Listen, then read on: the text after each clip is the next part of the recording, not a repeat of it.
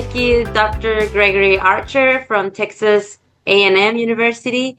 And he's an expert of poultry science, and I've been loving it, this series. I've been learning a lot, and it's just like real facts and real actual information that's useful in the field. So again, I attended these webinars back in spring, and I was very excited during that time. So I'm happy that you're here with us on day 3. And mahalo again, and I hand it to you, Dr. Archer. Thank you. Okay. Again, like I said, thank you for attending. This is your 3rd day of this. Today we're going to talk about keeping your birds healthy. I'll start out with kind of some preventative stuff, and then I'll actually show you some examples of common diseases that you may run into, and then give you some possible treatments for some of them. One thing to be aware when I do go over the treatments, unless it says that it is approved for poultry in the treatment that I give you, the things I'm giving you are what we call off-label.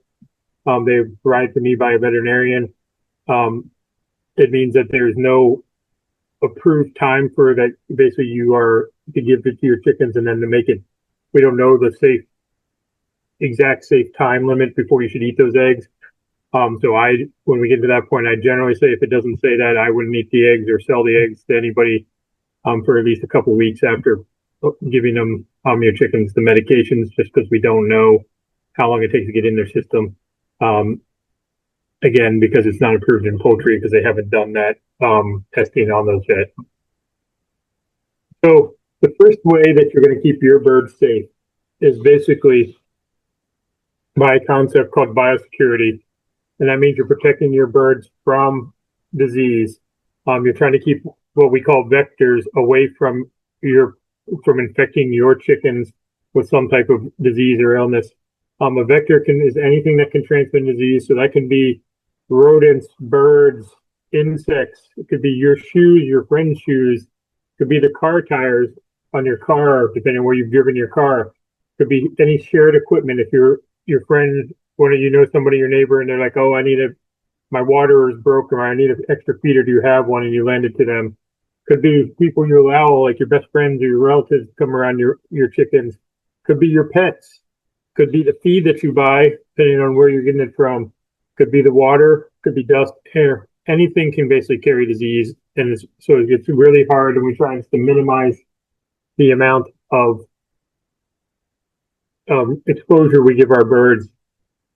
So in biosecurity, we try and do, again, strategies to control those vectors, those disease-causing organisms, and the carriers from getting around our chickens as much as possible, reducing the exposure. So to protect your poultry from any of these things, these include things that are going to be viruses, bacteria, funguses, and parasites, and then trying to control that transmission from flock to flock. So if your neighbor's flock gets it, try not to give it to you, and vice versa. Biosecurity is the cheapest and most effective means for controlling disease available to you. It's going to be much cheaper to do a good biosecurity plan and program than it is to go have to medicate or take them to the vet, or buying a bunch of probiotics or other things that you could do to try and keep your birds healthy. Just having a good biosecurity program is probably going to be the best way you can do it. A basic biosecurity has 4 parts to it. It's isolation, so it's keeping your birds, if you can, away from other birds, or other chickens and wild waterfowl, things like that, trying to keep them away. That with flock management, it's going out and checking on your birds, listening for and looking for signs. Your bird's behavior is going to tell you if they're sick. Listening to hear if you hear any coughing or sneezing, things your birds seem to not be eating. They're not laying their eggs as much. Looking for indicators so that you can preempt as quickly as possible, see the problems that are happening before it gets too late. Traffic control is important. How many people are you allowing around your birds? If you know people who have chickens, you probably don't want them wearing the same shoes and coming around where your chickens are, because what if their chickens are sick and they're stepping in the manure of their birds, and they're coming over and tracking that into your house, or where you're in your yard where your birds are at? You could be bringing those diseases over to your yard. Cleaning and sanitation, and I'm going to go over how to properly do that, is also a very important step. that you need to think about how you're going to clean and sanitize your equipment, and maybe you have a coop for once in a at least every so often that you're going to clean the coop out and sanitize it as well. All going to be part of your biosecurity. If you are going to clean and disinfect, there's basically a 5-step procedure. It may seem kind of crazy to think that I have to go over this, but you want to dry clean any of your equipment, any of your waters, your feeders, even your coop or whatever you're trying to clean. You're going to get like a bristle brush or something, and you're just going to basically get as much of the organic matter off of that as you can. Then you're going to use a soapy water solution and rinse it and clean it off, scrub it off with soap and water. Then you're going to rinse that off with clean water to get all that soap off. Then the 4th step is one most people just kind of skip to the last step because they don't want to let it happen.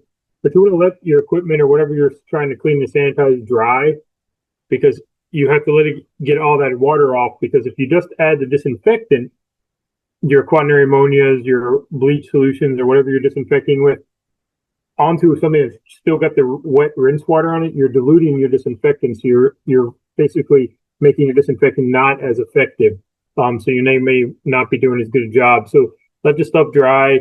If you let it dry out in the sunlight also helps kill off some bacteria as well, and some things off too, because sunlight has a natural effect. So if you let that can happen, but do those 5 steps if you're going to disinfect and clean. Again, biosecurity is a proactive disease control. We're trying to keep things away from your animals. So a lot of people don't think about their pets, but your pets carry a lot of the same parasites and the same things that can make your chickens sick or get onto your chickens. Fleas will jump back and forth. Ticks, lice, certain types of lice will live on both types of animals. Worms. This goes with other livestock as well. I know a lot of people like to let other livestock mingle, but if you have some larger livestock that has worms, your chickens are probably going to get the worms too, because they're going to pick around and eat the bugs and maybe even eat the feces of those animals, and they're going to pick up the worms and eat them, and then vice versa. You're going to be spreading them back around. One thing it's hard to do, I know, but try to keep wild birds away. And you can't do much about this. One thing I try and tell people is don't encourage wild birds to be around your chickens. If you can do things like not put bird feeders up in the same spot that you're trying to raise your chickens, do not attract the wild birds to come hang out with your chickens. If you're feeding your chickens, not to leave feed out accessible to wild birds and things so that they come and eat your chicken feed. You don't want to have the wild birds coming around. You don't want a bird bath right where your chickens are hanging out. You don't want those bird feeders there. You can't really do much about wild birds because most of them are protected. You can't really do much about that, but you can not encourage them to be right next to your chickens if you can. I talk about quarantining birds on the first day, and also not trading or buying uninformed buying. Make sure that you're not buying birds that could possibly be sick and bringing those back, because then you're just going to expose your birds that maybe were perfectly healthy to something sick. This next bullet there, I say dedicated footwear or clothing.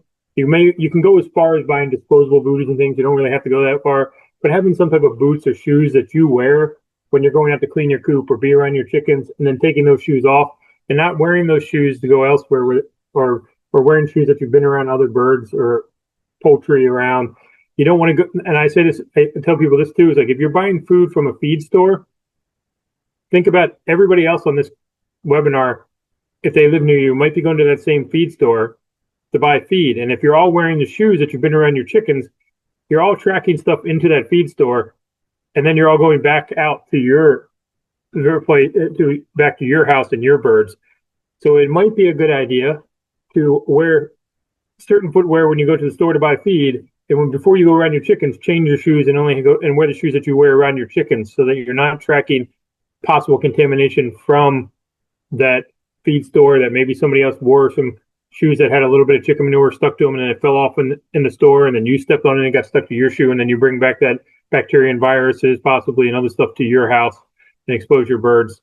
Hand washing is also very important. So if you're handling your birds and things like that, washing your hands not only for your own self, for food safety and not getting sick, that we talked about the other day, but also so you're not going in and if you go somewhere else with those other birds, you're not tracking the bacteria that's on those birds or viruses on those birds to other areas and to other people's birds. if you can, confining your birds to a controlled environment will keep them safer. I know a lot of people want a free range. One time, or not maybe one time, depending on when, and we'll talk about this in a few minutes, about the migratory bird species that are carrying avian influenza, especially when those birds, it's migration season. You may think that during that time of year, it might be better to have one of those coops where you can keep your birds inside, away from them. And that way you can minimize the risk that those wild birds are going to be giving your birds the pathogens, especially like avian influenza. And another part of the world over in the United Kingdom, when they're having really bad outbreaks of avian influenza, they actually instituted a law in the entire nation that everybody who had backyard chickens had to confine their birds in a coop, and if they had a run for the birds to kind of run into, they had to still be enclosed enough, but they had to have a roof over them so that when the migratory birds and other birds were flying over, there was no chance of feces, hopefully, or lessen the chance of the feces getting into there if like they were flying over and decided to poop. It wouldn't fall into where the chickens were. They thought that was going to be one way to help mitigate or lessen the chance of getting that. If you are going to put some type of control thing, having screens or wire that's small enough that wild birds can't get through is very important. If you're going to put, sometimes chicken wire is too big because some of the bird species are tiny little birds and they can fit through those and get in and still get in there and eat the bird food. You may think of using smaller wire. Again, the main thing is avoiding your chicken's contact with migratory birds and water, especially waterfowl. Ducks are the main carrier of avian influenza.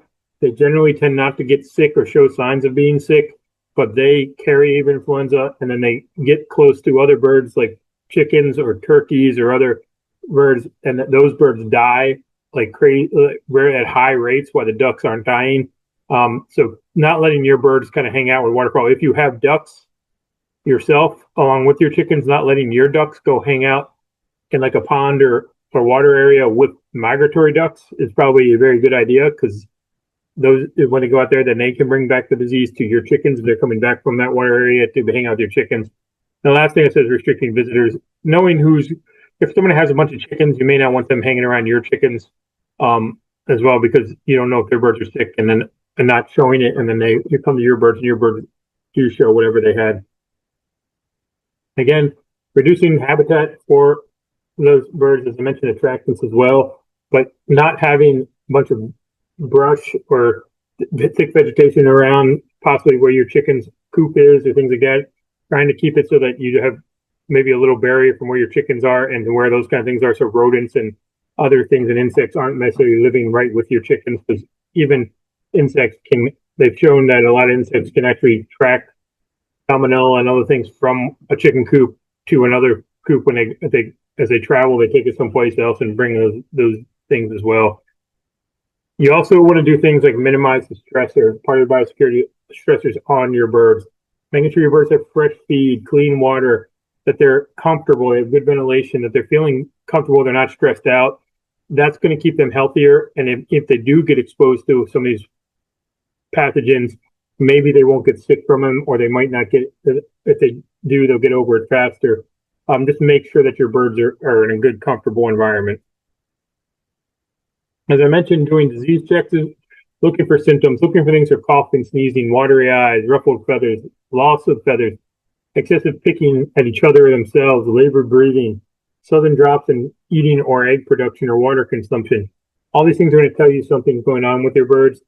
Your birds' behavior and things are going to tell you a lot about them and give you a lot of indicators. Things that are not, if it's out of the normal, then that probably means something is going wrong there. I recommend eliminating unhealthy birds or non-productive birds. That's up to you. Some people get really bonded to the birds and instead would rather have a veterinarian try and help them.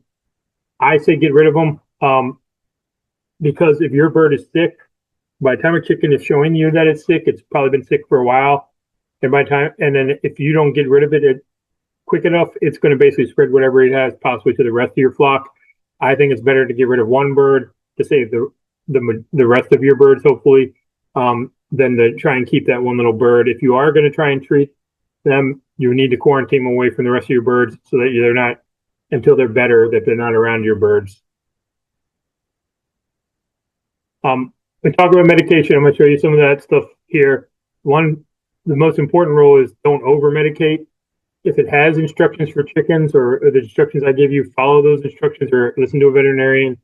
Follow if there's any withdrawal requirements. As I said, if there's not, because it has been approved in poultry, err on the side of caution. Don't eat the eggs or the meat from the bird for an extended period of time. I say at least 2 weeks, if not more. There are some approved products for poultry out there, but there's not a lot. And the old saying, a little is good, but doesn't mean a lot is better. Just because a little bit of a medication may treat them, you give them too much, you may kill them. So just realize that it's not just dump a whole bunch of stuff in there. Follow the instructions. Wish I could figure out how to get this to go away. Won't disappear, so I'll move it over here for now. This picture here shows, I got this earlier in the week, so it's changed a little bit because now there's been a positive case in Maryland and I think someplace else out over here in the upper Midwest. But this shows you in the last 30 days the positives for high-path avian influenza across all chicken and turkey flocks. So as you can see, there's been 8 commercial flocks, and you see here's Hawaii. So far, none in you. Hopefully it keeps that way for you, knock on wood out there. But you see backyard flocks, it's been 5 and 8, so they're pretty close. This is in the last 30 days, we've had almost 500,000 birds affected by this. As you can see, mainly in the mainland here, this is where we normally get it, and then on the East Coast, it gets up first. And this is because this is where the migratory birds for us are starting to come down from Canada to our flyways. And on the mainland, we have 4 flyways for migratory birds. The waterfowl, they come down the West Coast, they come down the East Coast, they follow the Mississippi River, which is right here. It's going to come down this part and through this part of Texas. And then the last one is kind of coming through out here through the west part of Texas and down through these states out here. So that's where we usually see when the migratory birds are, these states will start to light up, kind of going from north to south. This shows you the map of the entire what has happened since the start of this outbreak. So this is not in the last 30 days. It should say up here something different, but I got from the USDA's website.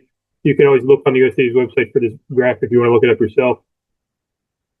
But if you look on here, this shows you every state in the United States, all 50 states, including Alaska and Hawaii, have had high-path avian influenza happen to them since in the last 5 years. At some point, the darker greens indicate the ones that have had more birds affected, so really hit the West Coast and up here really bad. We're kind of in the same situation you are. Not too many have hit us. Here in Texas, there's not many, obviously, in Hawaii. But again, it's been everywhere. This is going to be something that's going to be year in and year out. It's never going to go away. It's all around the whole world. It's now become a thing where it's basically we just expect it's going to happen. And there's not much we can do about it besides biosecurity. But you do see this is all flocks compare. This one here is just showing backyard flocks. So again, I'm going to move this out of the way now. You see Hawaii had some backyard flocks get hit. And then you see in some states, backyard flocks are getting hit much heavier than other states. Again, here in Texas, most of ours were all backyard chicken flocks that got hit. They were not commercial flocks. Going forward again, if you look what happened to you guys in Hawaii, the last time you guys had a positive was back in November of 24. You had in Honolulu, both happened here. You had 9 birds affected and you had 70 birds affected. And non-poultry, when it says this here, means backyard chickens. So both of these groups were backyard, or what they consider backyard or non-commercial birds. So you had 9 birds and 70 birds affected in those 2 areas. To kind of show you, show you what was going on, not just in people's backyard, but they also looked at wild birds during that outbreak that was happening in November of that year. And you can see the wild birds that they were harvesting and going out and catching, plus they had one that they had a live bird that they got, all had were mainly these ducks. So you had mallards, you had muscovies, you had a hybrid duck here. These are the ones that are carrying, that are testing positive, and those are the ones that are where those two backyard chicken flocks probably got somehow spread to them. It's these migratory birds, or these ducks here, that maybe migrated in from somewhere, or the migratory birds gave it to these guys, and then they gave it to them, vice versa. But as you see on here, you all have out there a different strain than we do on the mainland. You have the EA, which is the Eastern Asia strain of avian influenza. We have a different strain here in North America. They're similar, but you guys got a different strain than us. So yours are coming from a different spot than the one that I have to deal with, but they are both causing the same problem. It just has different origins from them. So how does that AI spread? It spreads from direct contact through birds, or indirect and through indirect contact. Basically, it's like the flu. So if someone sneezes, we don't really know. There's been a lot of research out there saying at first that we thought it had to be direct contact, but now people are saying that they think that it's, and it keeps coming back every once in a while. It seems like it's even being spread on the wind. So it can just be blown in. So that's kind of scary to think about. The virus is spread through feces of the infected bird and through secretions from the nose and mouth. So basically, body secretions. It's usually bird-to-bird transmission. Wild ducks are, like I said, are the main one that we're really seeing spreading around the world. There is in other species. It has jumped to mammals in a lot of places around the world, including the U.S. It has gone to a lot of different species and gone to them. One of the main ones in the mainland that it's switched to, and I'm not sure if it's happening out there in Hawaii. I didn't check these numbers, but it's gone into dairy cattle here. The dairy cattle from some of the outbreaks we've had in poultry in certain regions where they're actually shown that the strain that they're getting is not an avian strain. They're getting a cow strain affecting some of the birds. So it's coming from the dairy cows are getting infected, and then they're giving it to the chickens. So sometimes that's something to be considered about. It has jumped to humans a couple of times. Mainly, most of the humans who have gotten it have been people who are working with either depopulating chickens from commercial barns, so they're exposed to it, or people who are around the sick cows and the sick pens, and then they get it into their system. Most humans get mainly minimum symptoms, like they get pink eye or they get something else that isn't really bad. There's only been one person that died that I know of in the U.S., and that was in Louisiana. That person died, had other health concerns. So it was probably, if they had gotten sick with any type of flu, it might have killed them. It wasn't just the avian influenza that killed them. They could have got the regular flu, and that might have also pushed their body over the edge and killed them. So we don't really think it was the avian flu that killed them. It was just complications. If you think your birds have avian influenza, they can have a lot of different symptoms. They can have like soft mission, swelling, purple discoloration, nasal discharge things. The main thing you're going to see, unfortunately, is most of your birds are going to start dying pretty fast. Avian influenza kills chickens at 95% or higher rate of the birds are going to die. So your whole flock may start dropping dead really fast in a very short period of a day or two. If that starts happening, you need to contact probably your local health organization, Department of Ag or whoever, the USDA, whoever's going to be involved there, because they're going to want to come in and try and minimize the spread of that. They come in and they basically do testing and they figure out what's going on, and then they'll do the steps needed to try and stop that from spreading to other people in Hawaii. Again, as I said, the time you guys have this information here about that. This will be in the PowerPoint. You guys can read all this stuff later on. But I kind of showed you what happened during that outbreak in Oahu. They had some stuff going on, what they put out there. Then Hawaii, there's been no confirmed cases of the flu kind of bird cows at this point. The material that I read during this period, and then Kauai again seems to have detected the virus in very low levels in wastewater samples. But again, that means it's around. So you guys have it out there. It's been in the environment. But so far it hasn't, like in Kauai, it hasn't been confirmed in birds, dairy cows, or humans, but it is in the wastewater on that island. it's on so many different islands and different spots. It's out there. It just doesn't mean you haven't had it seen happen in the poultry yet. So it's around out there, and it'll be around every time the migratory birds come back to the islands. You're going to have that issue where the chance of them bringing it back. So during those time periods, that's why I said you might want to try and increase your biosecurity. And according to this is stuff I got off the Department of Ag there in Hawaii, they encourage you if you're reporting sick or dead birds, if you do think you're concerned about it, here's the phone number to call the Hawaii Department of Ag to call them. If you think if you've gone somewhere or worked on a farm in another state, or visited the mainland, you think that they might have had avian influenza, they recommend contacting them to do a risk assessment to see what your risk is of you bringing stuff back to the islands there, and what maybe you should do. So just mainly about biosecurity and prevention. I'm trying to keep it off the islands if you can, not having to come back, but even though you've only had it twice there. When you have diseases in poultry, obviously we recommend having. Dr. Archer? Yes. Sorry, may I interrupt?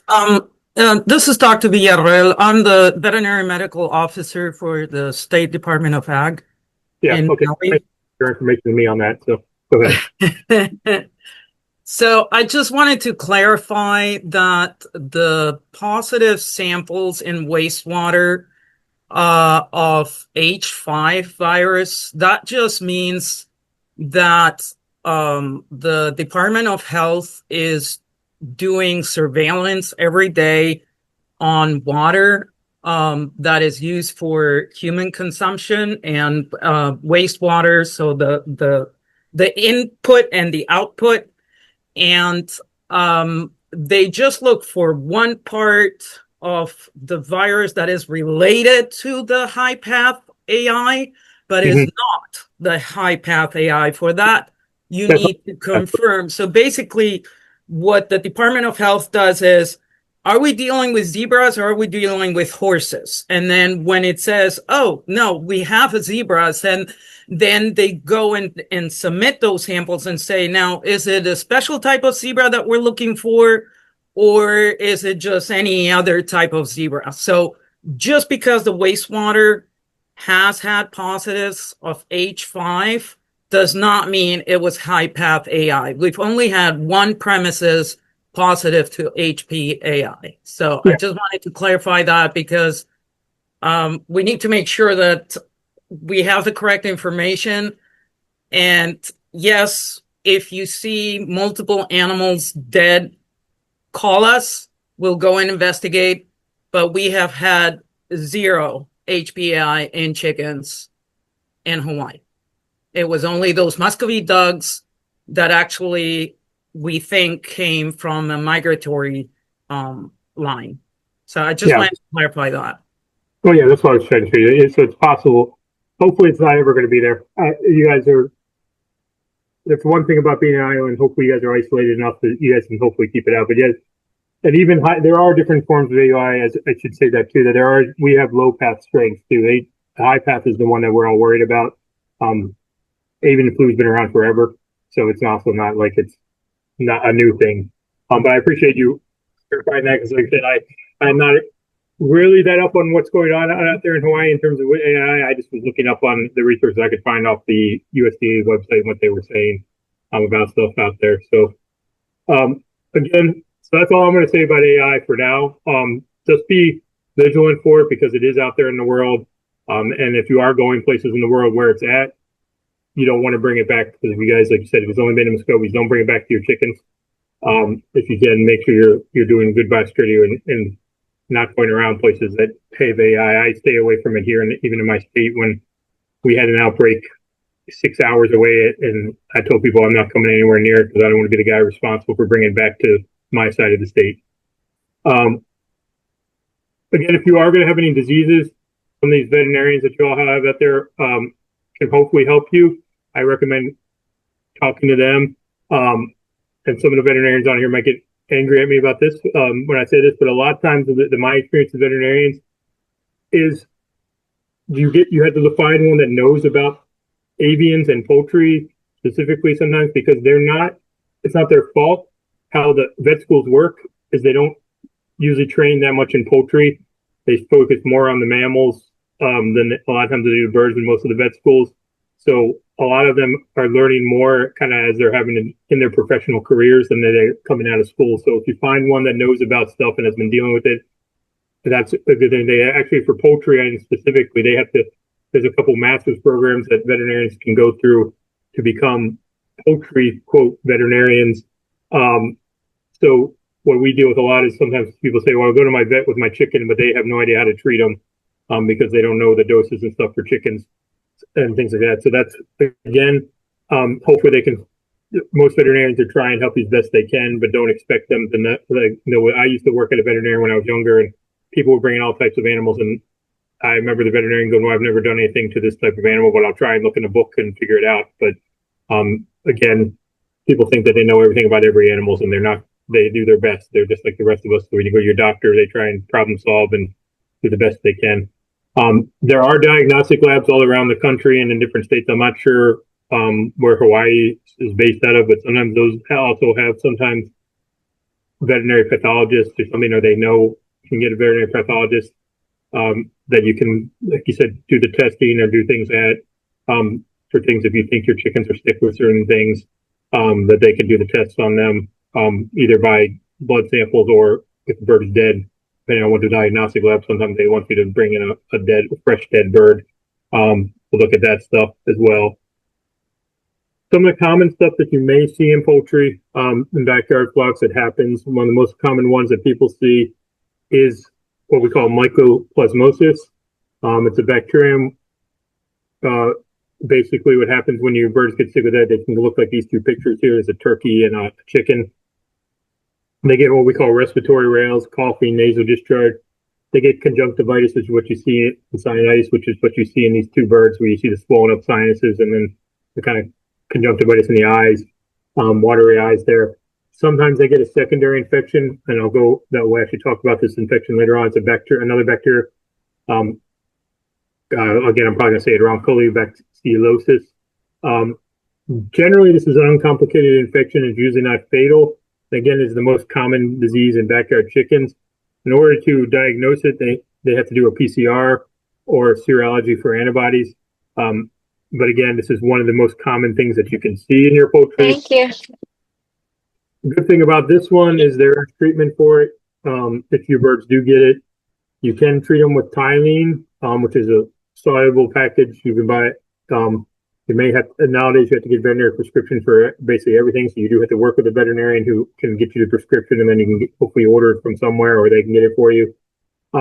This is mixing the Tylene one. You're going to mix it at 100 grams for 50 gallons in water.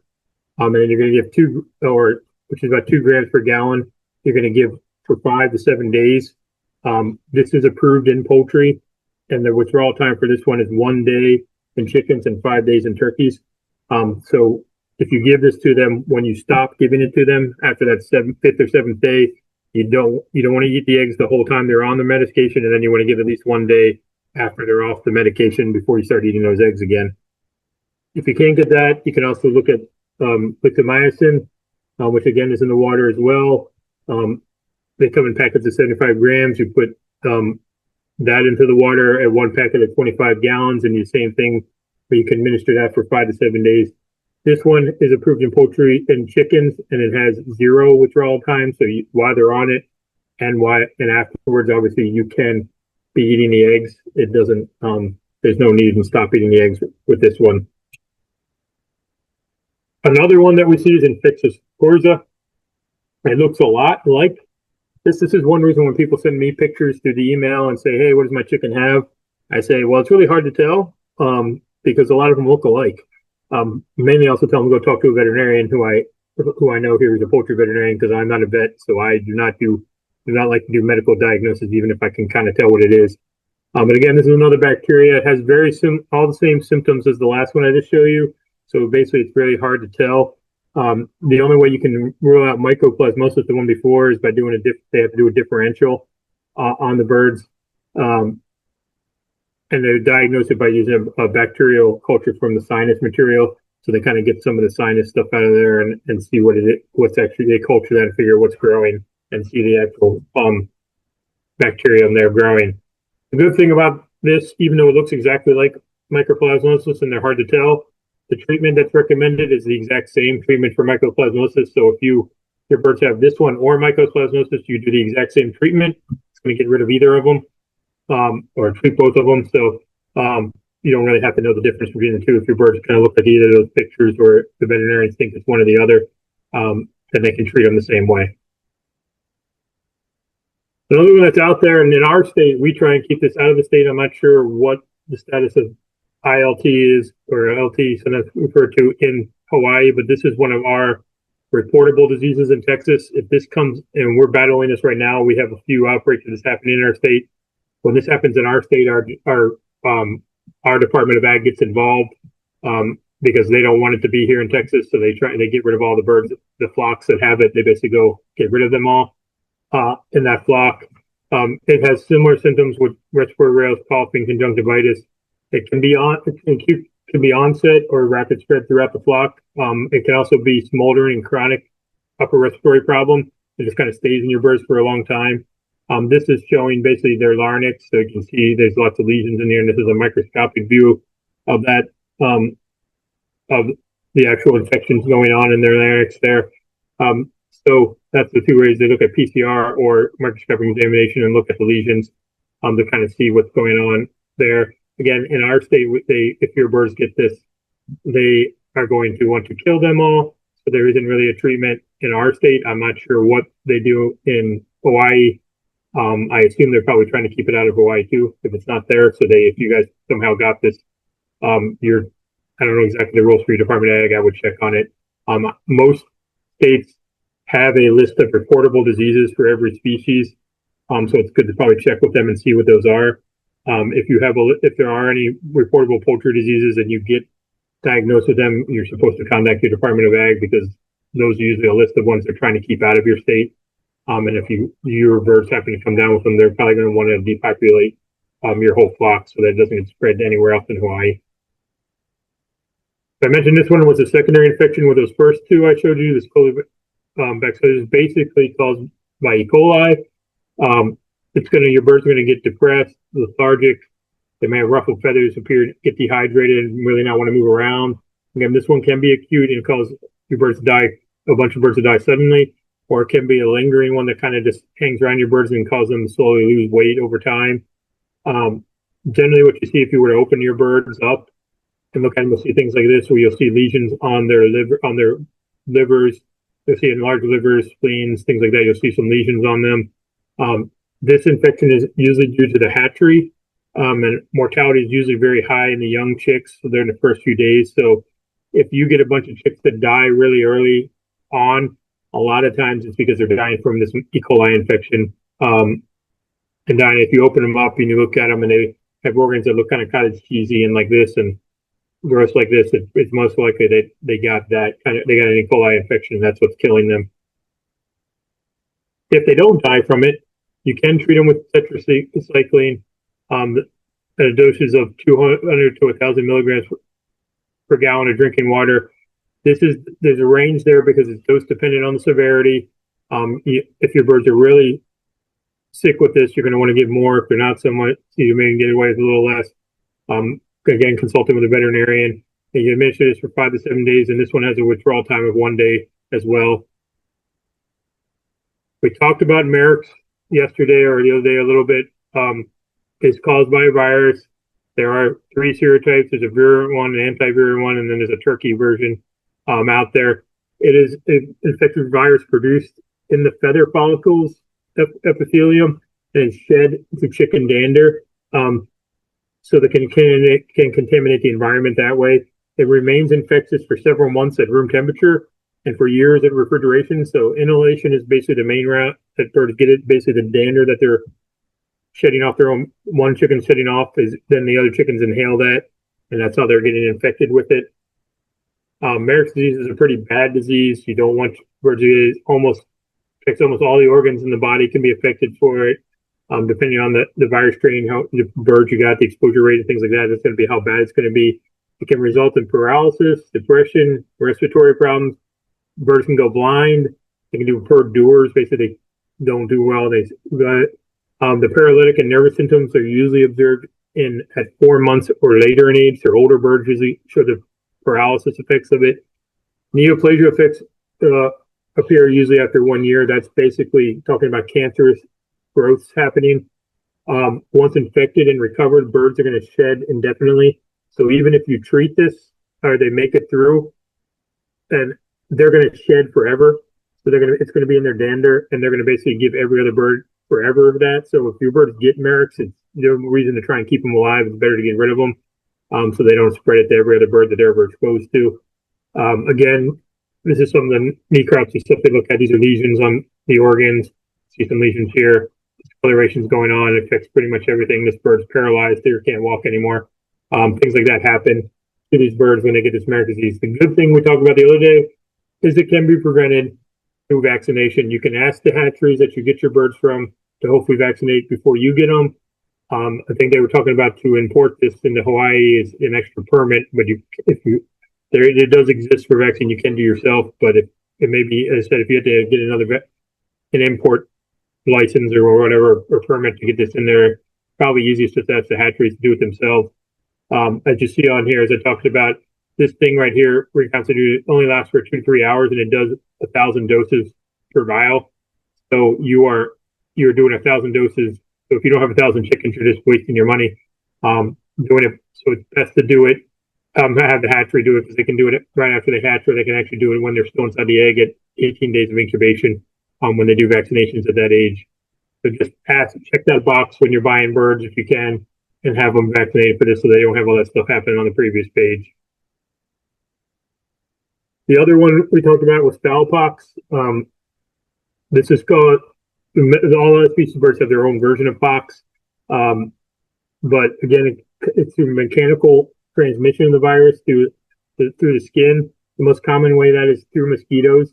So mosquitoes go and bite a bird that's infected, then go over and bite a non-infected bird, and then therefore infect that bird. The virus can reach a lot of different spots in the bird, but that's part of the problem with that is it can be a mild to severe depending on how infected they are. But usually what happens is the secondary infections that affect your bird. It's not the actual infection. It's secondary infections, blindness, respiratory distress that are going to make your bird maybe get sick and die from it. This can occur in your birds at any age. And then I'm going to show you some pictures of it here. So this is pox on the comb of a chicken. You see these kind of lesions here. This is the pox happening. It's just like chicken pox. This is one on a chicken's face. As you can see, they got really bad. This is where you're seeing the bird can't see. It's not going to be able to find food and water. This is inside of the bird's mouth. You see the lesions are going inside. So this makes it difficult to eat as well when you have the pox lesions starting to form inside. This is down its throat. So it's getting lesions all the way down its throat, which obviously is going to make it hard to eat and survive. The good thing about pox is if they survive it and you make them through that, then they're vaccinated forever, just like the chicken pox in us. But there's also a prevention out there. You can get childpox vaccination. It's a very easy vaccine to do. You stab basically through their wing web to do it. That's not very hard to do it. Vaccination usually done, as it says here, about 4 to 6 week old birds. And you can actually do this to treat your birds too as well. You can give them this vaccine while they're being infected with it to help them get over it a little faster. If they have pox, you can give them the vaccine to help them get through it. And then again, a booster is usually done at 6 weeks later as well. So again, it looks like this. It's basically you reconstitute these two, and you have this little forked probe here that you dip in the liquid. And then the wing web is basically the part of their wing that's kind of like a flap. There should be no blood vessels really in that. There should be no muscle, no bones, and you basically just stab straight through it, and that vaccinates them. Again, sometimes they combine this with another vaccine. This avian encephalitis vaccine can sometimes also be part of the same vaccine. But again, this is not a hard vaccine to do, and if you have to do it yourself. I'm not sure, again, what the rules are in importing it there, but if you have a lot of mosquitoes and fowlpox is a problem in your area, then that's how it's going to be transferred, and this is the way to stop it from doing it in your birds. I mentioned coccidiosis yesterday when I was talking about medicated feed in my recommendation. So that's caused by a myriad myriad species, Coccidia. It's through fecal and oral transmission and life cycles about 4 to 6 days. It can have mild to severe infection rates. It usually, as I said yesterday, appears around 3 weeks of age or older. Your birds usually show symptoms of being depressed, bloody droppings. You may have increased mortality in your birds. It can also have, when this happens, your birds can also then get Clostridia infections at the same time if there's Clostridia exposure, and then that can relate into a really bad disease that we see, which is called necrotic enteritis, which then is going to cause even more mortality in your birds. You can see here, these are the lesions happening inside the intestinal tract of this bird. So again, if you can feed medicated feed early for the first 3 weeks of their life, hopefully you're going to not have to deal with this. If you do get it, you can treat it with a couple of different ways. So you can use this Amprolium, has several different brand names. You give it at this level, which is about 8 fluid ounces of this stuff. These up here at this percentage in 50 gallons of water. You got to figure out your path there for about 3 to 5 days. You're going to give it to your birds to be able to drink this stuff as they're drinking it. Severe outbreaks, you're going to kind of double that and give it during that period. And they can continue this out at a lower dose for an additional 1 to 2 weeks. There is no withdrawal period for this Amprolium. There's also this sulfamexidine, sometimes sold as Albion concentrate. Again, in chickens, it's 1 fluid ounce per 2 gallons of water. In turkeys or larger birds, again, it's you give it in more water. Here, you're kind of diluting it out a little more. This one you treatment for 6 consecutive days, and this one does have a withdrawal period of 5 days. So if you use this one, has no withdrawal period. This one has 5 days. So make sure whichever one you're doing, you know the withdrawal period when you're not consuming your eggs anymore or the meat from the birds. You can also put in the feed. As I said, you can get some of these already in those medicated feeds. They're either when you have medicated feed for Coccidia, it's usually an ionophore or some other chemical. Again, medicated feeds obtain lots. We usually have a lot of this Amprolium or some other one in there as the Coccidia stat. So again, I recommend buying medicated feed when they're little, and that's going to hopefully treat it and prevent it from happening in your birds. So now chickens, because you're letting your chickens running around on the ground and not in cages, are going to probably get internal parasites. Chickens get all types of ones, including roundworms, tapeworms, threadworms, fecal worms. Symptoms usually these include weight loss, diarrhea. You may actually see the worms in their feces when they're going. You may see segments of worms in their feces. You may actually find worms inside your eggs when you break them out to eat them. So that's really common with tapeworm, that you can find the tapeworms or pieces of tapeworms inside your eggs when you go to cook them. The common complaint is that birds who eat normally or even voraciously but fail to gain any weight. So if your birds are getting real skinny and they seem to be eating a lot, they probably have an internal parasite if one of these happening with them. Roundworms will look like this if you were to see them inside your bird. So they kind of look gross like that. Tapeworms are going to look more like this. So if you see this is a tapeworm either inside your egg or inside your chicken or the feces. These tapeworms, threadworms are a lot harder to see. They're really small, tiny things. This is under a microscope. They look like that. The cecal worms is another one. So your chickens have a structure in their digestive tract called a ceca, which helps with some fermentation of feed. You may see, if you were to open your chicken up and you may see these little tiny worms inside the ceca. Those can happen there. So some of these, when I'm talking about, most of these worming things or if not all of them, are off-label use because we've never had to really commercially. They've been raising chickens in cages for so long. They don't really have to worm chickens, so no one paid for the worming tests to be done. So piperazine or wazine is the trade name is a lot of times called, treats roundworms only. You can treat your birds every 4 weeks until they're 16 weeks of age if you want to worm them. And at 4 to 6 weeks for each 100 birds, you're going to put 1 fluid ounce of that in the drinking water. And then once they're past 6 weeks of age, for each 100 birds that you have, so again, you got to do the math. You're obviously maybe not having 100 birds to do the math of this stuff. And again, I've shared this already, so you guys can get these numbers and not have to write this all down if I'm going too fast. You use 2 fluid ounces of that in 2 gallons of water and let your birds drink it, and that'll worm them. You can also try using for wormer fembazole, which is sometimes called safeguard aquasol. The contrary to that is about 200 milligrams of that fembazole per milliliter. That treats roundworms and silkworms. And the veterinarian I talked to said it would probably also treat threadworms as well. Again, that's one. This one you have to look the doses on the label say 1 milligram per kilogram of body weight, so you have to know how much your birds weigh on average, and you treat them for 5 consecutive days. This is stable in solution, and it usually comes in a 1 liter and 1 gallon. The difference between this one and the previous one is this stuff's relatively expensive. So some of the other things I'm going to talk about aren't as expensive as this.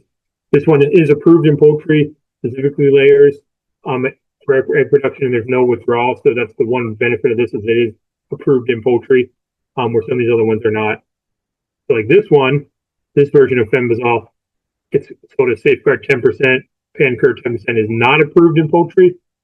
It treats threadworms, roundworms, silkworms, just like the other one. Has some different mixing requirements. It makes 1 ounce of product in 1 cup of water, and then mix a suspension in 15 pounds, 20 pounds of feed. So you're gonna mix it in water and then put it into your feed. And feed is the only source of feed until they eat it all. And you're gonna feed that for 3 consecutive days. This one does set a lot in water. It's not approved for poultry, as I said, so this is an off-label use. It has the same active ingredient as the previous one, but it hasn't been approved in poultry. So if you use this, we do not know the layout time. So again, if you're going to use this, you may not want to eat your eggs for a while. Ivermectin is a topical version that you can put on. Basically, so is ivermectin Poron, 5 milligrams of this is the concentration. This is not approved in poultry again. This is all coming from a veterinarian. He's giving me off-label use instructions. He says that you should administer about 0.1 milligram per kilogram, or about a kilogram is about 2.2 pounds of body weight. Topically, this one is going to treat roundworms, threadworms, gapeworms, and a lot of external parasites as well. You can administer this twice per year or more often as necessary. So if you do this, if you want to use this one, you kind of do it every 6 months or so, and then hopefully it'll keep your birds free of all these worms and even some external parasites. It is not improved in poultry, so while you are treating them, for a while after, you probably don't want to eat the eggs. There are some other ones out there that I don't have the dosing on, but these ones, veterinarian said, would also probably work to worm chickens. He just didn't have any dosing recommendations at this time, so you may want to talk to a local veterinarian and see if they can help you figure that out. Again, because they are not approved in poultry. So, not besides internal parasites, your birds are also going to have to deal with a lot of probably external parasites. The common ones in chickens are fleas, lice, and mites. Symptoms may, again, same stuff where they're basically losing weight. You may see the parasites on the birds. The birds may seem nervous or scratching at themselves. The one thing about external parasites, too, that can happen is your birds can actually die because these guys can suck so much blood out of your chickens if they're getting to such a high infestation rate that your birds become anemic and then they die. So you just don't want to just leave these if you start seeing them. Make sure you treat them. This is a common one that we see here, and I'm not sure how much you guys see there, but these fleas are called stick-bite fleas. When you get to these fleas, they're mainly, if not only, going to be on the face of the chickens. So they look like they're just all over the combs and the eyes and the wattles. These, unlike mites, these fleas can survive and live on other animals, including your pets, like your dogs, your cats, horses, and even you. The common way to do this, to get rid of them, is 7 dust. That can be placed on their birds and on the right, they're sprinkled all over their face, and then in the litter. You got to treat the litter as well because these may be living off in the litter where the birds are. If you don't want to use 7 dust, the alternative to that is to get petroleum jelly and smear it all over the face of this bird, all over all these fleas. And basically what happens is the petroleum jelly suffocates the fleas. They die. But that only kills the adult females that are all over the face. So it's necessary to repeat the treatment because you're going to have to catch the newly hatched one. So if there's eggs around on this bird or elsewhere, when those hatch out, they're going to come and infest your chickens again. So you're going to have to probably treat these until you get rid of where there's no more bees appearing anymore. Body lice can also be found on your chickens. There's chicken lice, the chicken body lice. Usually those are, you find them under the wings, on the feathers. Particularly near the base of the shaft of the feathers. You can actually see them. Usually the lice are big enough that you can see them. Birds may appear agitated because they feel itchy. Lice do not leave the body of a bird unless they're going to move to another bird. So they don't live out in the environment. They just live on the birds. Clinical signs include also feeding the reduced feeding tank and growth, and maybe not laying eggs.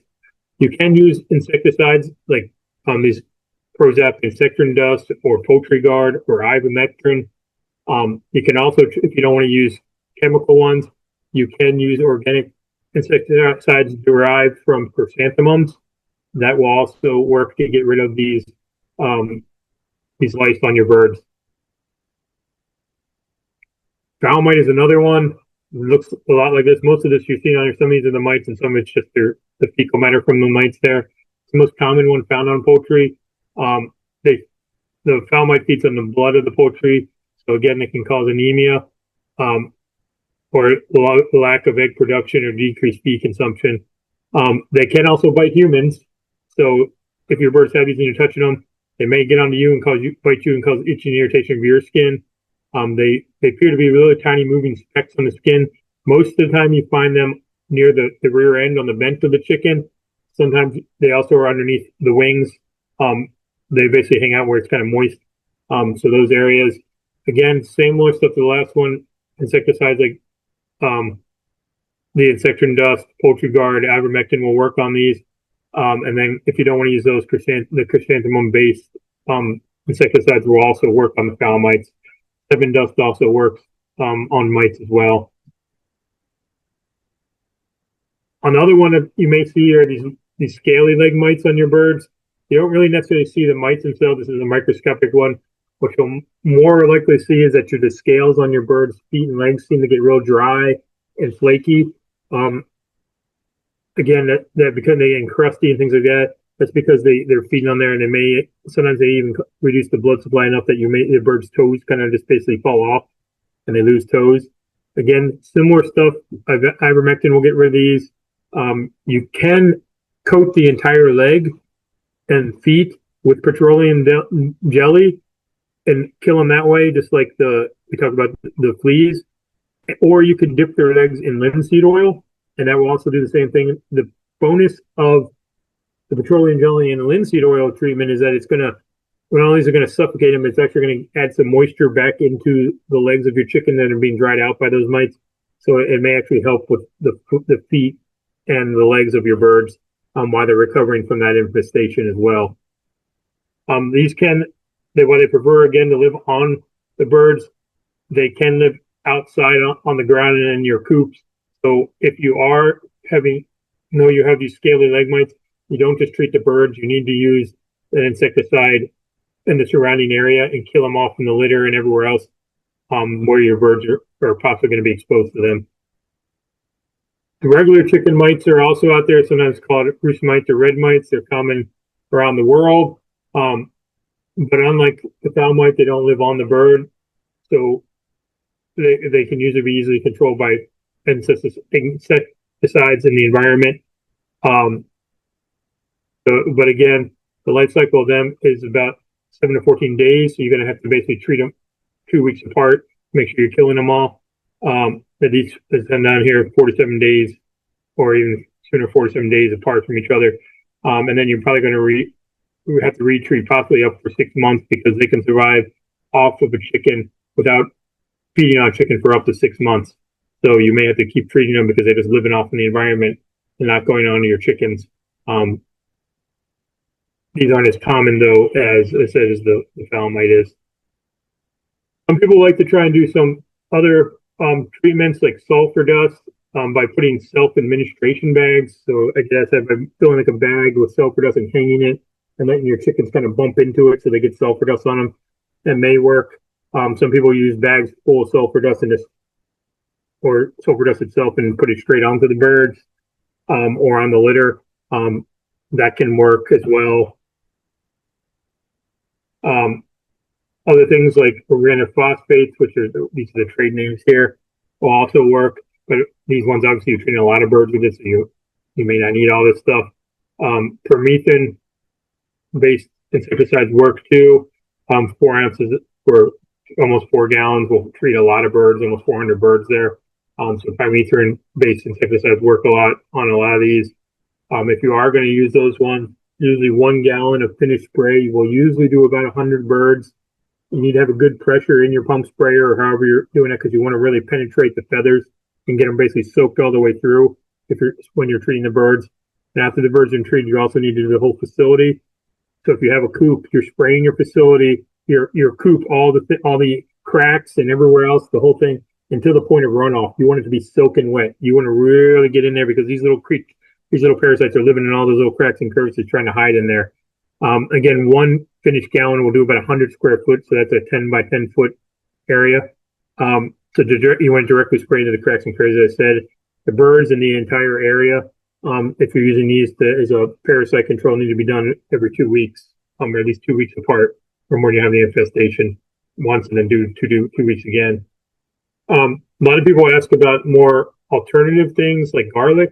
So garlic does have some components. The reason people like thinking about garlic is it has this allicin, which has antibacterial and antiprotozoal activity, a genuine substance that has antiprotozoal activity, and then this last one here, methyl allyl trisulfide, has antiprotozoal activity as well. So we know in humans and other things, there's a lot of research showing that garlic works. It probably has some efficacy. However, to the degree is not really known. There's not been a lot of studies out there done with garlic and chickens. So I can't really tell you that using a garlic-based thing is actually going to be super effective in may with parasites, but it may not. So, I mean, if it's working for you, great. If it's not, then go back to some of the traditional ones. One of the favorite things people love on the internet is diatomaceous earth. For especially external and sometimes internal parasites, it's a kind of a white gray slate talc powder from basically the remains of phytoplankton. It's mined from old seabeds, similar to salt, and then ground into a fine powder. Some people use it in dust bags for external parasites, or give it put it in dust bathing areas so the birds can go in and dust bathe in it. Some people like to feed it in to the birds for the internal parasite control. If you are using this, make sure you wear a respirator or at least some type of mask, because this is really fine powder and you don't want to be inhaling this. The efficacy is questionable. So I've been part of some research stuff with this. The idea behind diatomaceous earth is that it basically acts like sandpaper on a parasite's exoskeleton and makes little holes in them. And then that makes them be able to dry out. The inside of them dries out because it gets exposed to the air. So the idea behind it is there. Whether it works that great or not, one of the experiments that I was part of, we looked at laying hens where we were trying to see if we gave them diatomaceous earth, did we have to beak trim them or treat their beaks for external parasites. So what we found is a chicken with an intact beak does a better job of getting its own external parasites and mitigating that problem than diatomaceous earth did. Diatomaceous earth didn't do as good a job as long as they had a beak. They would pick off each other and pick themselves clean of the parasites that we put on them, more than having diatomaceous earth dust baths and things like that. They didn't really do it. So, and diatomaceous earth is not cheap, an expensive product. So if you are going to use it, you're paying a lot of money for something that may not be doing much of anything. So a lot of the other stuff I've already showed you is probably going to be a better use. Probiotics are, when people ask about this, should they use these things to give good health in the gut? Some of the feeds that you buy in a feed store may already have probiotics in it. So look at the feed bag so you're not wasting your feeding extra probiotics to your birds through supplemental means if they're already eating it in their feed. Probiotics are really best for using after you've given antibiotics to help establish the gut flora back. If your chickens are not having a challenged system, just like you, probiotics don't do much. If you've got a healthy gut and you've got good microflora in your gut already, and your just like your chickens, if they already have a good microflora going on, and all you're doing is basically feeding them something really expensive in their mouth and it's coming out their rear end, because if they don't need it, their gut's already populated with bacteria. There's no room for this bacteria you're throwing in there, and it's just going in one and out the other.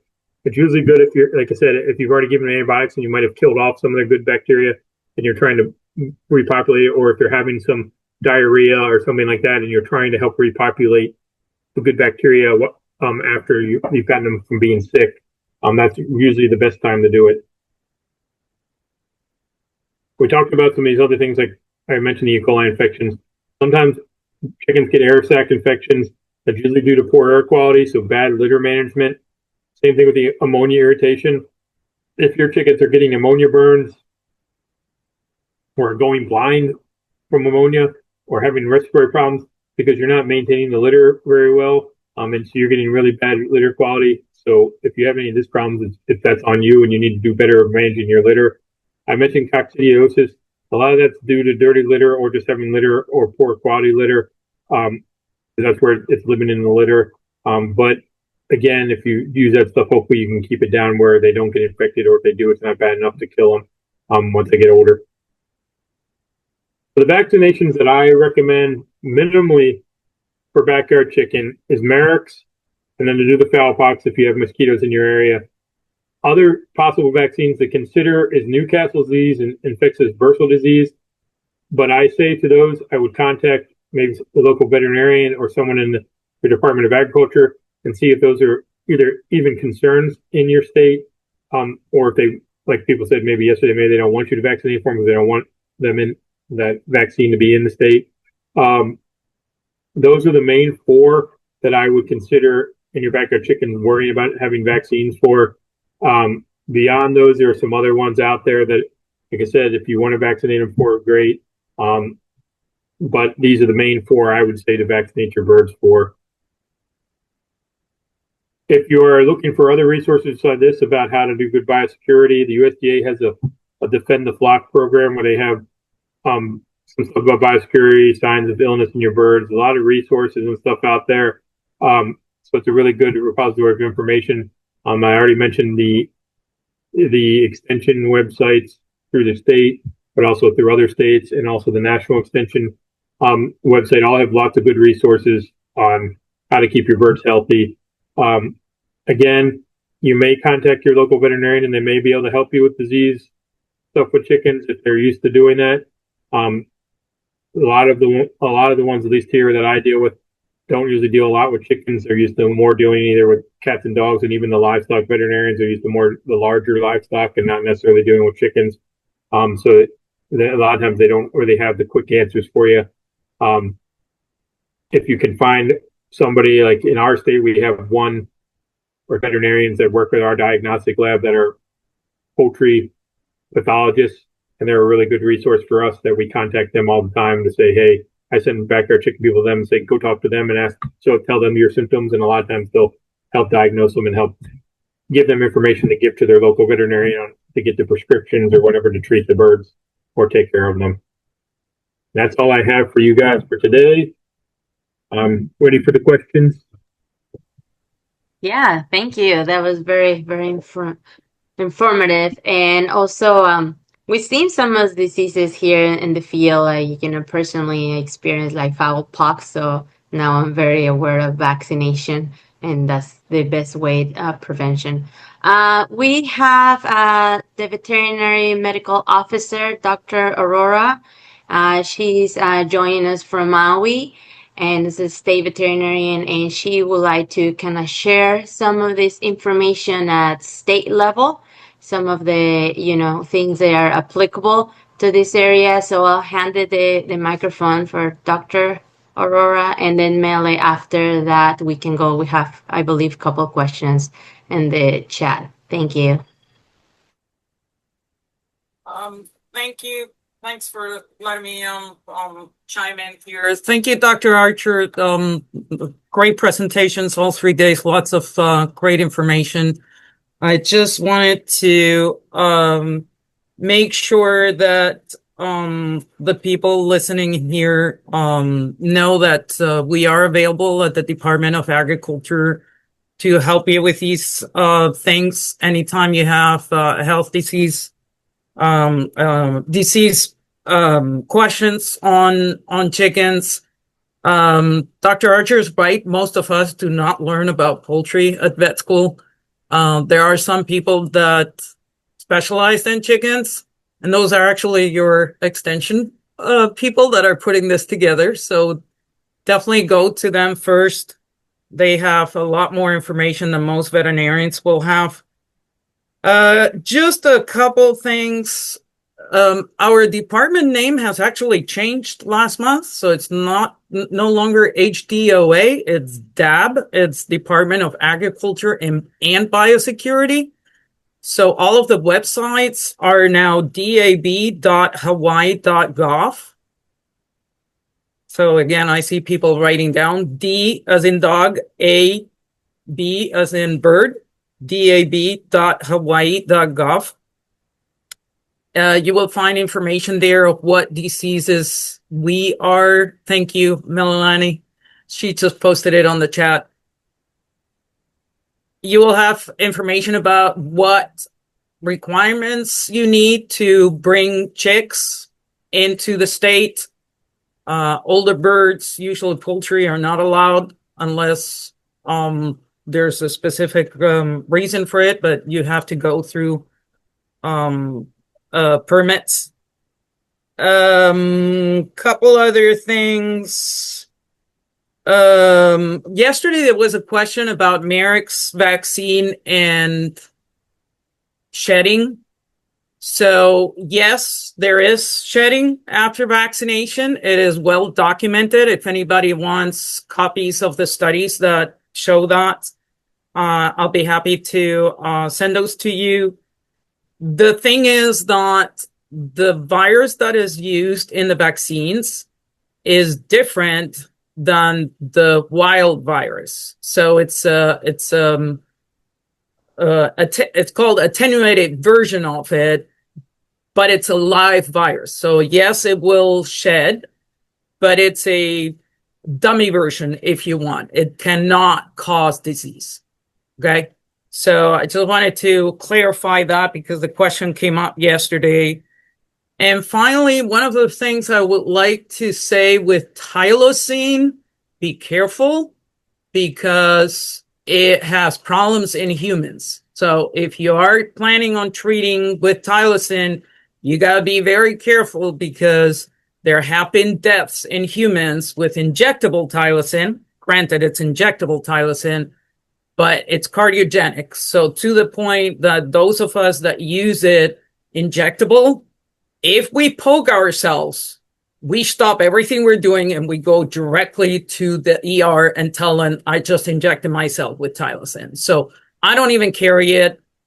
Be very careful with Tylosine. I see Dr. Archer nodding. So be very, very careful with Tylosine. I don't even carry it. And I think that's the main thing that I wanted to point out. So thank you again, Dr. Archer, and great information out here. Yeah, I agree with most of the. So I provide that information to you as possible treatments. My feeling with poultry, and honestly, if I get a sick chicken, I'm more willing to get rid of that bird than to spend the time and effort to try and save it than risk my other birds. So I would recommend more just, you've got one sick bird, unless you really want to go through the effort to save it, it is sometimes more economical and better for the rest of your flock just to euthanize that bird. That in itself, again, as I mentioned, I think in the first talk, learning how to do that appropriately, or having someone who you know or a veterinarian you can take that bird to or somehow is important to do when you have poultry, because the last thing you want to do is get an injured bird or some really sick bird and not know how to humanely get rid of it. Yeah, those ones I agree. There's some of those things like Tylosine and stuff like it's the risk of to you is you got to make sure you know what you're doing. So I would talk to a veterinarian and not just necessarily the material I gave you all guys. Those are doses that those things. If you when you get this, you can go to a veterinarian and say, hey, this is what I saw in the thing. And he said an all flavor. Another veterinarian said this was an all flavor use what do you feel and how is this something you would recommend doing, or how would you do it? Because I may say, just like you just heard, she said she doesn't even carry that, so she wouldn't recommend that necessarily to you. So yeah, one of the things with off-label products is a lot of them require a prescription, even in the species where they are allowed. So you're not going to be able to get them off the counter anymore. Yeah, you're gonna have to get veterinarian. You can't get anything, Correct.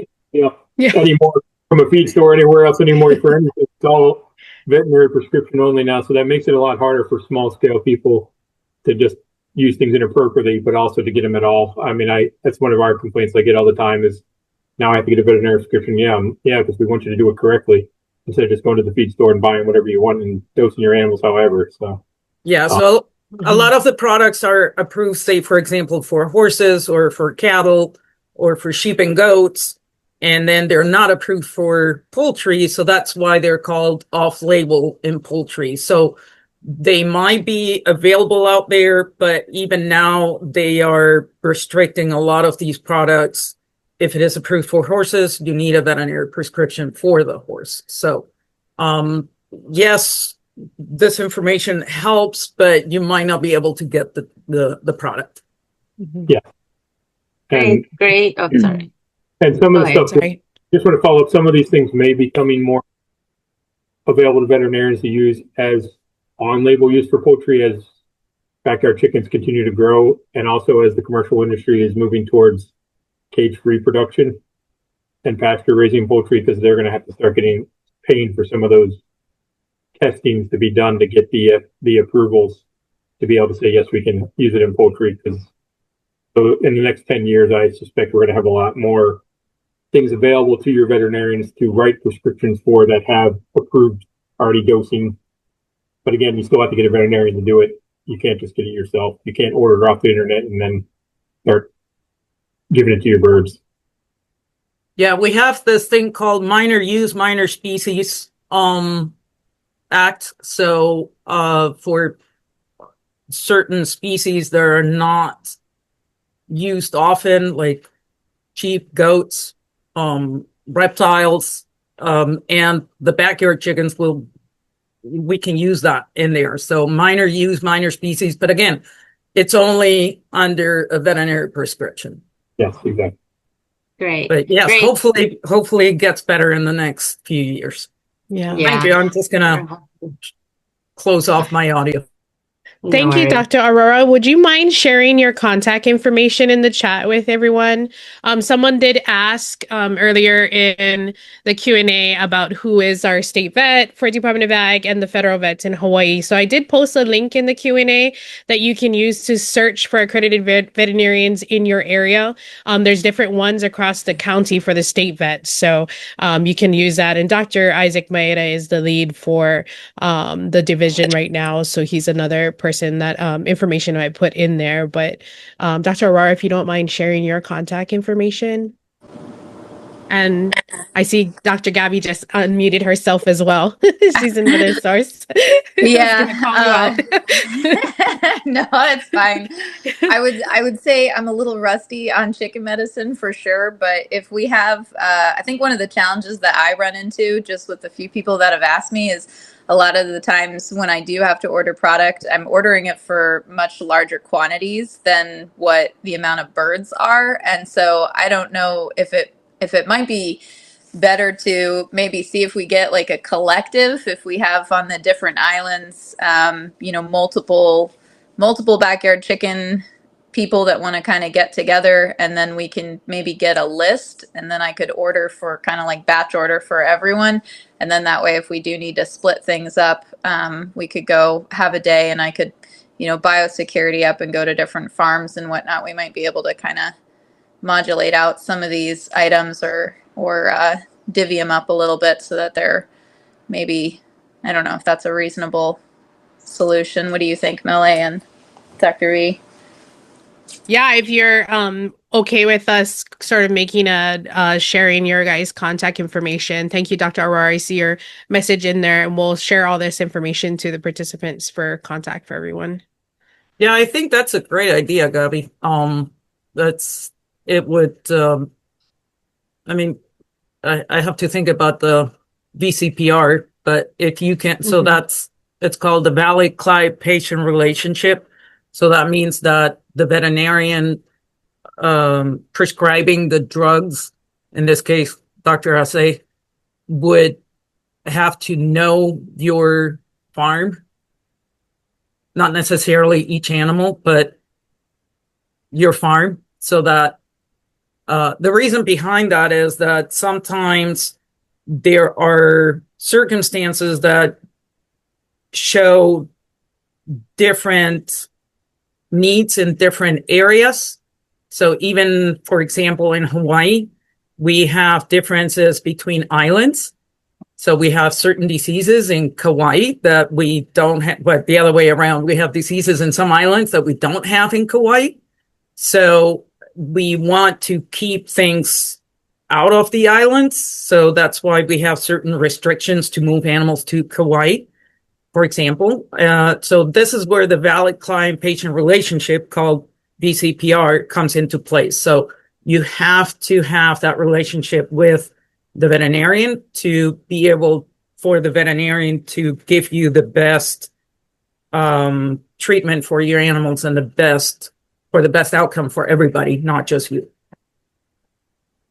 Yeah. And I'm based on Oahu, but when it comes to the outer islands, we can probably network and figure something out, or do, like, there's times that I'm going to be out on the other islands, and so we can probably figure something out to make that work out. It won't be a perfect system, but it'll be better than nothing if you guys are struggling to find vets that see chickens. And we can definitely work with you, Dr. Gabby, and to work together to be able to get that information out to everybody and sort of have a collective of folks if they're interested in doing that. Yeah, perfect. Just let me know how I can help.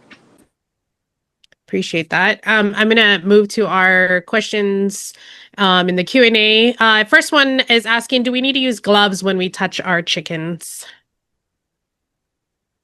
I don't think you have to use gloves if you're going to wash your hands. Your birds are, I mean, that's an extra precaution for biosecurity if you're trying to keep yourself protected. It's a barrier, but the veterinarians on here might say my experience with wearing like a nitrile or latex gloves around chickens is they shred your gloves pretty fast when they use it. They're struggling. So, best practice is just make sure you're using hand sanitizer and washing your hands real well after you touch your birds. Next one is asking about what kind of roost should be used. Is a flat 2x2 or round? Roost, sorry. Roost. There's a lot of research out there saying different things about shape, and mainly if your chicken can, I don't know if you all see my hand in the picture, grab around and have their whole hand go around it, that's the size you need. They need to be able to go around it. Some of them say, especially for larger birds, it's better to have a flat surface for them to rest their keel on than to have a perfectly round one.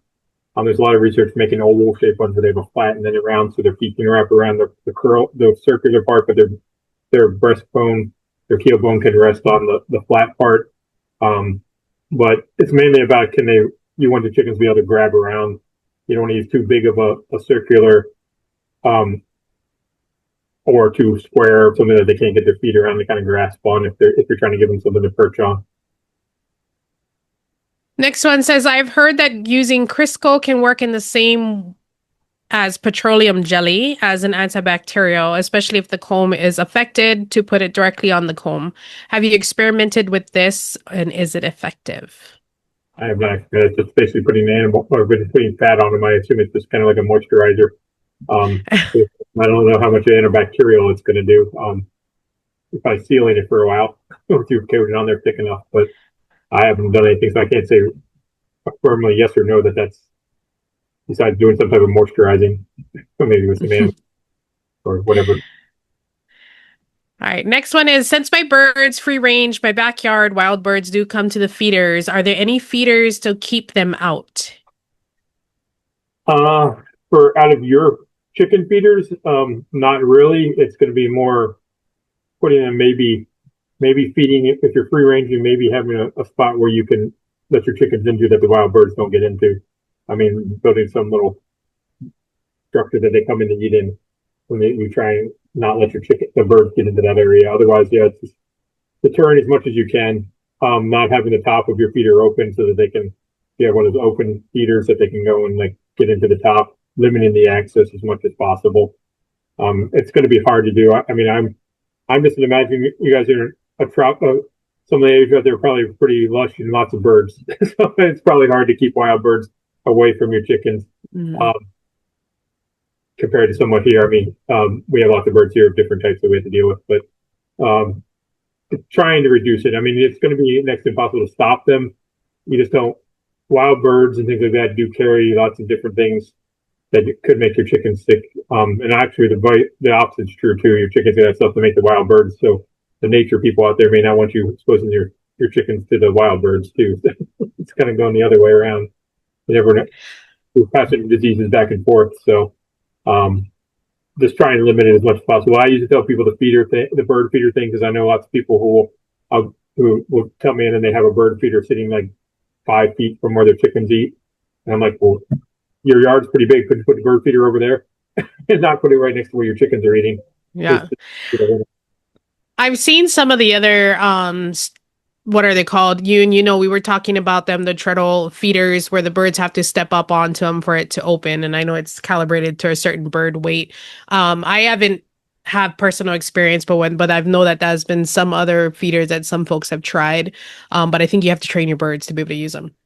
Yeah, and I will say I get nervous with anything that has extra mechanisms like that, because if one bird sticks his head in there and the other one jumps off, then you get the bird with his neck stuck in the thing. Yeah. So I think there's some caveats for using some of those things. While there's no treatment for fowl pox, what do you recommend as a preventative measures or management of chickens that already have it? If they have it, like I said, you can use the vaccine to help them get through it faster. It's mainly about doing like mitigating things, trying to help them with maybe giving, like if they need electrolytes because they're getting dehydrated in the water, giving them, kind of nursing them through that period until they're better. If they get worse, like some of those pictures I showed where their eyes are slowly swollen shut, you may have to be doing veterinary care or something, because they're not going to find feed and water until those lesions go down.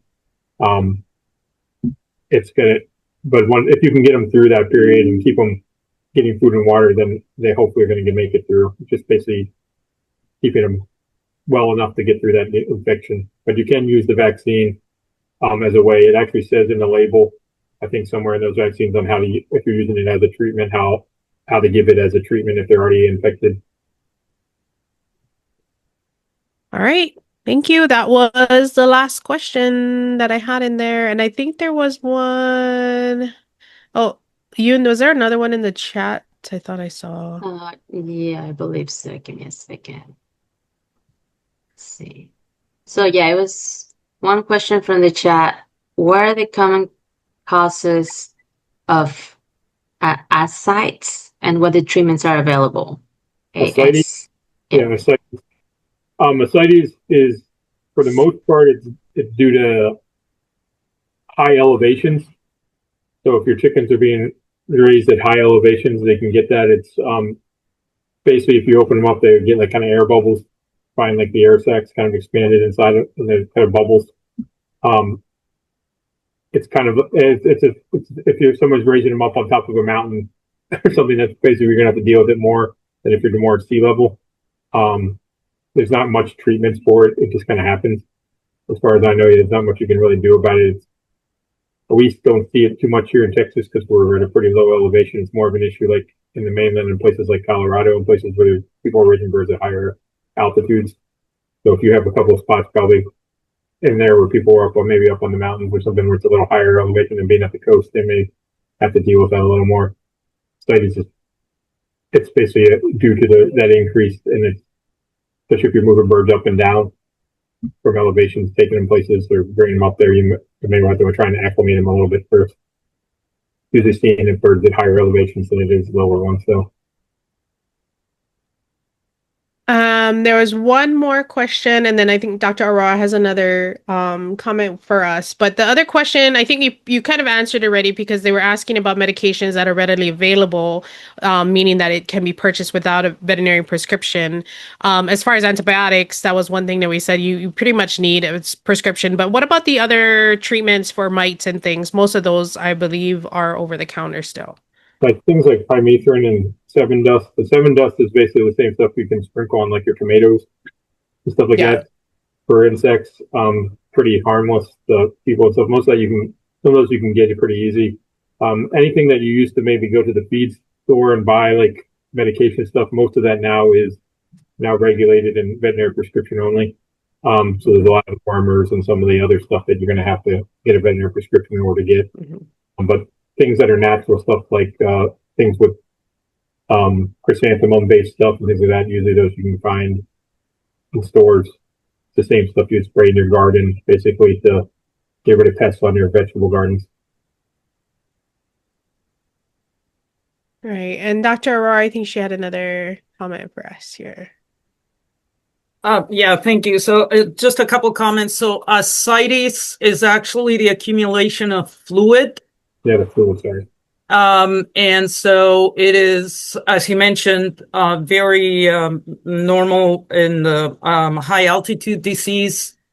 But it's also, it can be related to heart problems, as the same as in humans, where you get edema, but you also get ascites. Anything that interferes with the movement of blood, and filtering that blood and the fluid in it, you will have ascites. So heart problems, protein problems with an imbalance of intracellular and extracellular protein, you will get ascites or edema. So edema is the accumulation of fluid in between the cells, and ascites is the accumulation of free fluid, usually in the chest or in the abdomen.